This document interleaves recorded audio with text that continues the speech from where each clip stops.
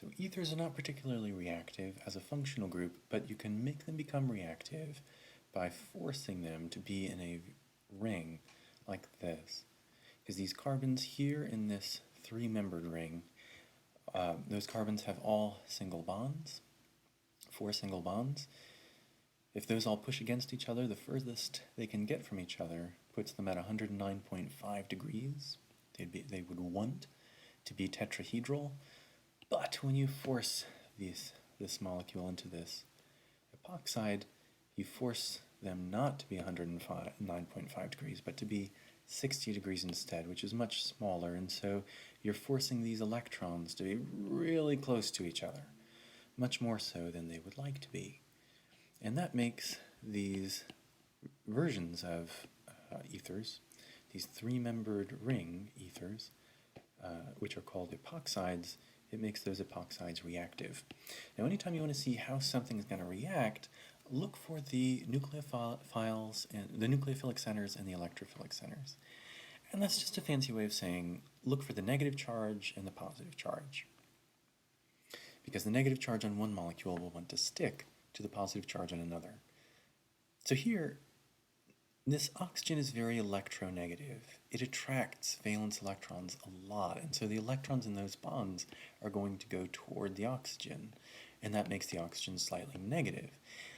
If the electrons are going toward the oxygen, the carbons that are losing those electrons will also lose a little bit of their charge, and so those will become slightly positive. So here, the vulnerable spots, the places where this molecule could be attacked by a nucleophile, are the 2 carbons. The ring wants to pop open, and those carbons have a slight positive charge. So if you have a nucleophile, and the nucleophile could be anything, it doesn't matter what the specific atoms are. What matters is that you have this negative charge here. If that negative charge exists, it could attack one of these carbons. That carbon already has 4 bonds. For it to form this new one to the nucleophile, it has to break one, and the one that breaks is the one that's already weakened because of electronegativity, the bond to the oxygen. And so you end up with your nucleophile attached. So you've got that nucleophile that is being bonded to this 2 carbon, these 2 carbons, so 1 and 2, 1 and 2. And then this oxygen would have gotten pushed up to the other side. Now that's going to have a -1 formal charge now. And so that negative charge, this negative charge right here, is sort of waving in the wind, a little flapping in the wind, a little unstable.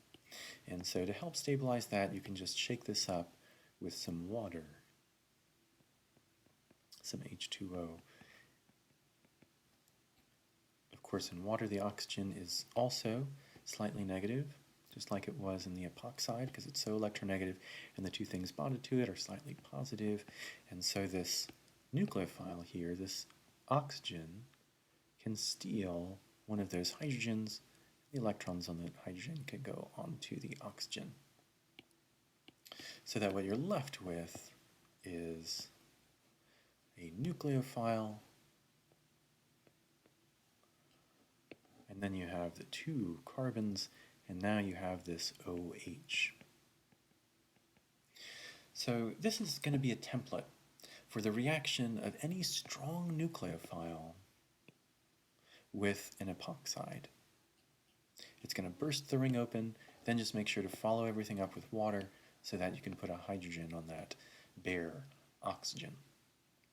One feature to notice here that will come back and be relevant later is that this has the possibility for making functional groups on adjacent carbons. 2 carbons that are right next to each other have these functional groups. And so when we're thinking about synthesis problems later on, how can we make this or that molecule? Having 2 functional groups right next to each other, that'll be a sign that we opened up an epoxide ring with a strong nucleophile. So what'll be different in each of these problems in 1417 is just what the specific nucleophile is.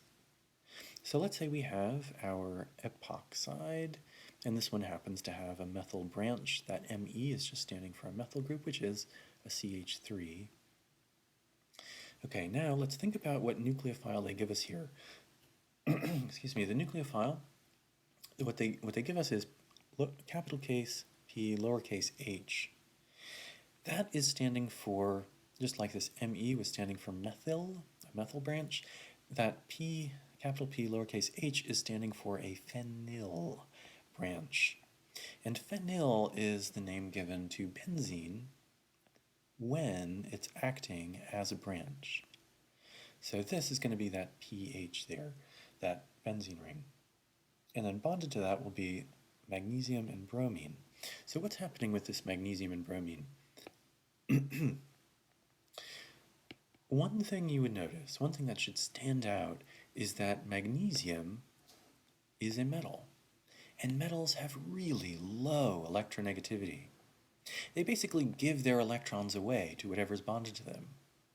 So this magnesium that is being drawn as if it were bonded to the carbon, that magnesium actually has such little electronegativity that it takes those electrons in the bond, and basically carbon just gets them. Now, it's technically not a complete charge, but it's really close to being that way. Let me actually just put that in red, because that now is a nucleophile. It has that negative charge there, so it's a nucleophile. The magnesium has a +1 charge. Actually, that's a magnesium ion, and if you remember magnesium, because it's in group 2A on the periodic table, when it's an ion, has a 2+ charge. But that's really unstable, and the bromine here is adding a -1. This usually has a -1 when it's an ion. And so altogether, it's just a +1 charge.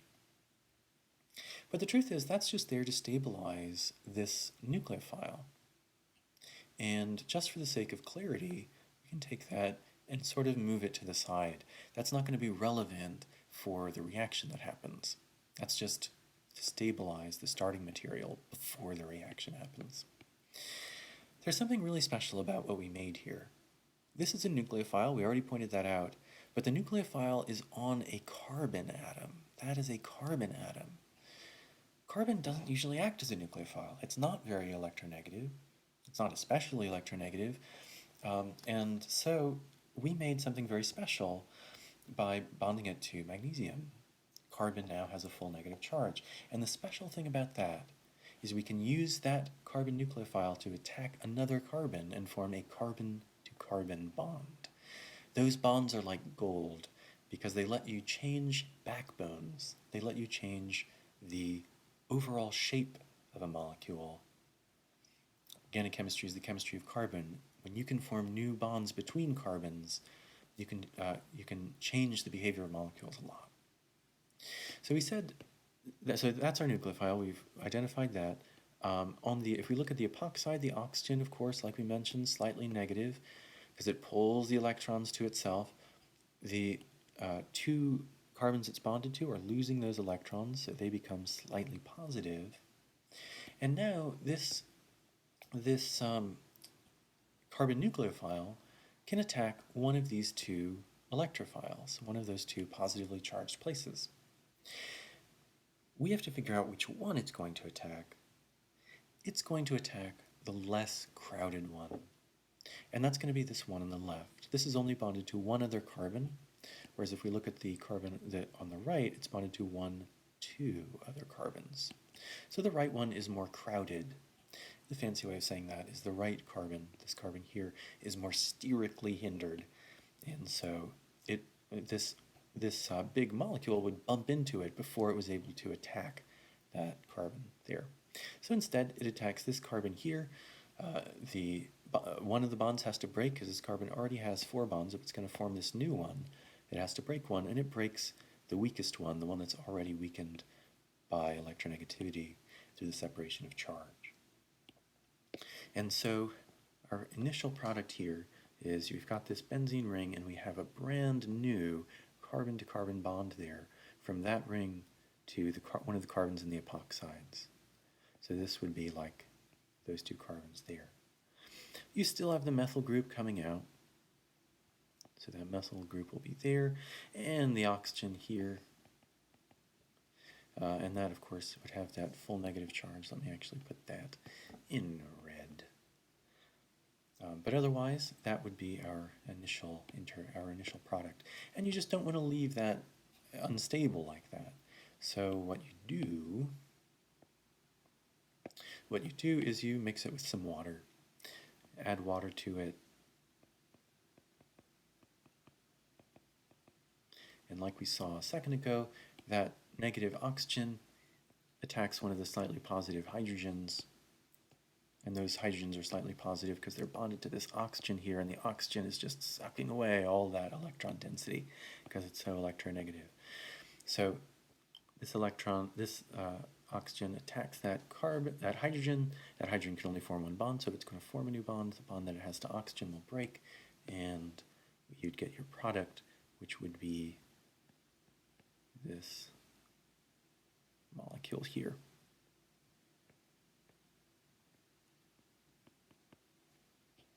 So this would be the answer for the product you would get from this reaction. Okay, let's, just for the sake of clarity, let's just make this a little smaller. So now let's look at this one. Now this is going to be the same sort of process. Actually, it is the same exact process. We're just going to replace our nucleophile, the nucleophile we used in A, with this other nucleophile they give us here. So we'll draw our epoxide, and we know that the oxygen is electronegative, so it's going to pull electron densities to itself and become slightly negative. The two carbons it's bonded to are losing those electrons, so they become slightly positive. Now let's draw our nucleophile. They give us NaCN, and what you'll notice here is, again, kind of like with the magnesium, we have a metal. Now that means that metal is very low electronegativity. It's going to give its electrons away to whatever it's bonded to. And so here that's another carbon. So Cn. And so this sodium goes on, it's floating around solution, living its best life. But the Cn is going to be our nucleophile. Let me write that in red. So this is going to be our nucleophile. And this negative charge can attack either that carbon or the other one. The one that it ends up attacking is the one on the left, because this, like we saw in the last example, that right carbon is too crowded. So the nucleophile attacks this positively charged carbon on the left, the one that it's less crowded. That carbon already has 4 bonds, so if it's going to make this new bond, it has to break one of the bonds it has, and it breaks the weakest bond, the bond that was already weakened through electronegativity. So after that first step, you would get your nucleophile. Here I'll have, make sure you can see, the nucleophile attaches to the 2 carbons in the epoxide. The oxygen swings over to the top. It has a full negative charge now. And the rest of whatever weird carbon branches were here, that stays the same. So we're almost done. We opened that ring with a strong nucleophile. We just don't want to leave we don't want to leave this reactive oxygen with a full negative charge, which would be called an alkoxide there. Carbon chain with an oxygen with a full negative charge. We don't want to leave that with its unstable negative charge. So we add some water to transfer a hydrogen to it. Of course, we know oxygen is very electronegative, has that slight negative charge. The 2 hydrogens bonded to it, slightly positive, and so that oxygen can attack one of those hydrogens. The electrons go onto the oxygen, and you would get this product right here. So we have the NC, our 2 carbons, the methyl group going down, and we still have the oxygen going up. Just now it's bonded to a hydrogen. So this would be the product there for this reaction. Okay, let's, just for clarity's sake, make this a little bit smaller. We'll go down to C. It's the same reaction. If you notice, this is the same reactant. All we're doing is changing the nucleophile. So we have our little epoxide ring with the methyl group coming off. Here, and the oxygen is electronegative, so it's become slightly negative, and the 2 carbons it's bonded to are slightly positive because the electrons are going toward the oxygen, are pulled toward the oxygen. And so the nucleophile we have here is, what they give us is NaSH. NaSH. We see the common feature, which is the metal. That metal has very low electronegativity, so it's going to give its electrons away to whatever it's bonded to, and here, that is the sulfur. So, this positively charged sodium will float around in the beaker, and the negatively charged sulfide, that is going to act as our nucleophile. So we're going to start this curved arrow at the electrons here, and that's going to point toward the less crowded carbon. Now it would also be attracted to this, but it would be pushed around by all these carbons nearby. This carbon is more vulnerable to attack. So it attacks the less crowded carbon. That carbon already has 4 bonds. To make room for this new bond, it needs to break one. And so it breaks the bond that's already weakened because of a difference in electronegativity between the oxygen and the carbon there. So after that, you get that ring bursting open. You have your nucleophile. Now it's attached to the 2 carbons. So if this is 1 and 2, that's like 1 and 2 there. The methyl group's coming down.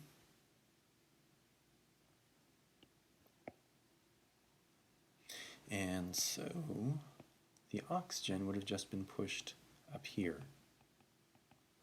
And that oxygen would have a negative charge. And so we're almost done. We opened the ring with a strong nucleophile. We opened the epoxide with a strong nucleophile. We just want to make sure that that oxygen there, that alkoxide oxygen, doesn't just keep its unstable negative charge. So you want to add water. And in water, the oxygen is slightly negative, as it so often is, and the hydrogens lose their electron density, become slightly positive, because the electrons are going toward the oxygen. So the alkoxide electrons swipe at that hydrogen. In order to move, the hydrogen loses its bond, those electrons go onto the oxygen. And the final product you'd be left with here is HS and E, and then we have this oxygen there with the hydrogen. And so this would be the product that you would get from this reaction. Okay. Now, one more, or 2 more, but this one is a very interesting one because the nucleophile is not written out explicitly. This is really just an acronym. So we still have the same, epoxide. This 3-membered ring with the methyl group creating a slightly crowded environment on the right carbon. And as we've seen so often, the electronegative oxygen becomes slightly negative. The things that it's stealing electron density from become slightly positive. Those are the atoms it's bonded to. Now LAH stands for lithium aluminum hydride, and the hydride has 4 hydrogens on it. So what this looks like is you've got aluminum in the center. Notice the trend. That's a metal, very low electronegativity. Bonded to the aluminum is going to be 4 hydrogens. That whole thing collectively has a -1 charge. That's this. And that -1 charge is going to be balanced by the positive charge of a lithium. So that lithium is there really just to help stabilize this molecule. And what we see here is that we've got this metal, and the metal has such low electronegativity that it'll be slightly positive, and everything else here, all the hydrogens, will be slightly negative. In fact, the difference in electronegativity is so big, you could really almost think of it like the aluminum giving away its electrons, so that each of these hydrogens becomes a strong hydrogen nucleophile. And the aluminum in that case would have like a 3+ charge that would help to attract the hydrogens there. But in other words, when you have lithium aluminum hydride, your nucleophile is a hydrogen. And so that nucleophile will attack the less crowded carbon, as we've seen so often before, and that carbon already has 4 bonds. In order to make room for this new bond, it has to break one of the bonds. The weakest one is the one that's already weakened by this difference in electronegativity, so that pops open. You get this hydrogen, our nucleophile, attached to the two carbons there. The methyl group still coming down. Oxygen up here with the full negative charge on it. And we just want to make sure that we stabilize that with some water. So you add water. The oxygen on water is slightly negative. The 2 hydrogens slightly positive. And so the alkoxide oxygen here steals that hydrogen. The electrons that were bonding it to the water go back onto the oxygen. And you get this product. So very, very similar to the previous 2 problems. The only difference is that our nucleophile here is not a phenyl group. Oops. It's not a phenyl group like we had here. It's not a CN like we had here, or an SH like we had here. It is an H. But the rest of it, all the rest of these reactions are really exactly the same. The only difference is what nucleophile we're using.